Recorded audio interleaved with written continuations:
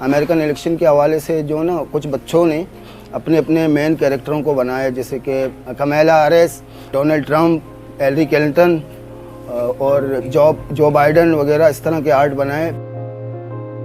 मेरा नाम रहीम गुलाम है, मैं लियारी से ताल्लुक़ रखता हूँ। मेरा इंस्टीट्यूट है और वहीं पर हम बच्चों को आर्ट सिखा रहे हैं। अब हम यही चाहते हैं कि लियारी के अंदर जो बच्चे काम कर रहे हैं, अमेरिकन कौम को मैसेज पहुँचे कि हम इस इवेंट से आशना हैं, हम आगाह हैं इस इवेंट से जो कुछ हो रहा है दुनिया के अंदर।